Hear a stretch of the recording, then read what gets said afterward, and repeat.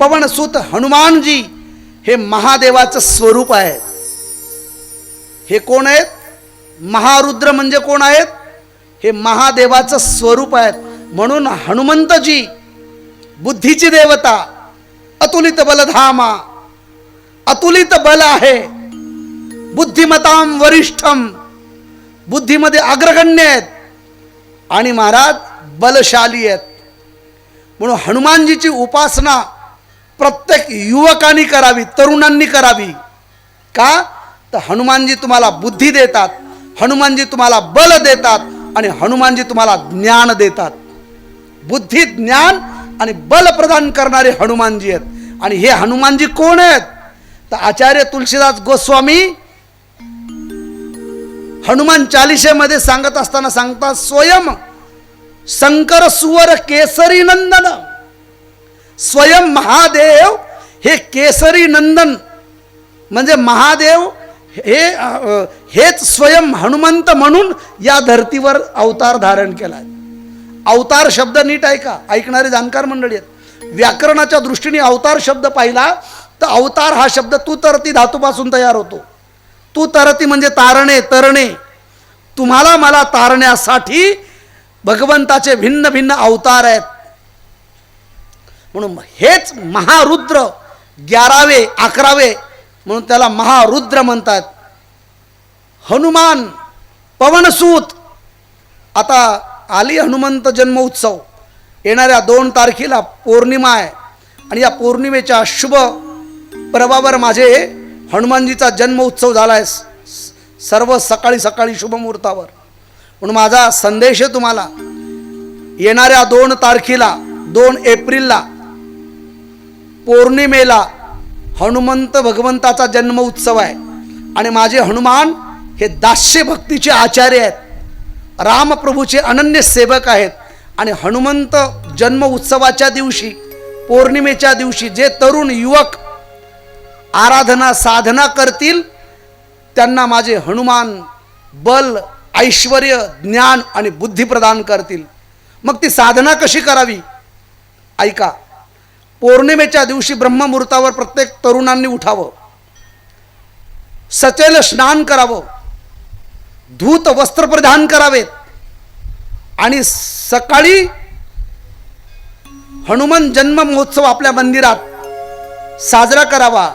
आणि तेव्हापासनं संकल्प करावा आणि रोज 121 हनुमान चालिसा पाठ करेल असा संकल्प घेऊन 21 दिवस अनुष्ठान करावं.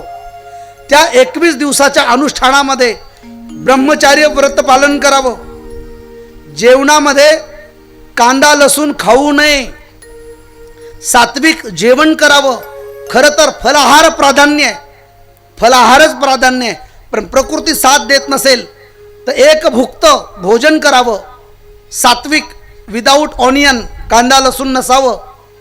आणि 21 दिवस 121 रोज हनुमान चालिसेचे जर तुम्ही पाठ केले, असं 21 दिवस अनुष्ठान संपन्न झाल्यानंतर तुमच्या जीवनात होणारी आध्यात्मिक आणि प्रापंचिक उन्नती काय होईल तुम्ही मला नंतर फोन करून सांगा.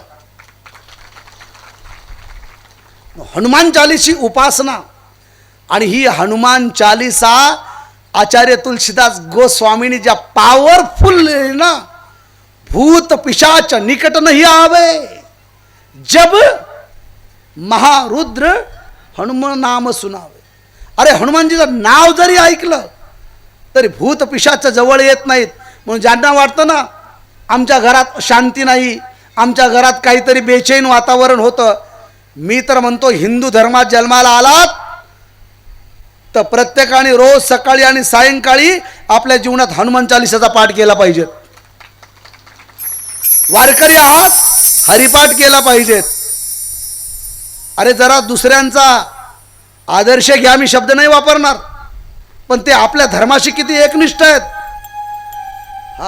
त्यांना कधी कामाची घाई नाही, त्यांना काय कधी पाहुणे रावणे नाहीत.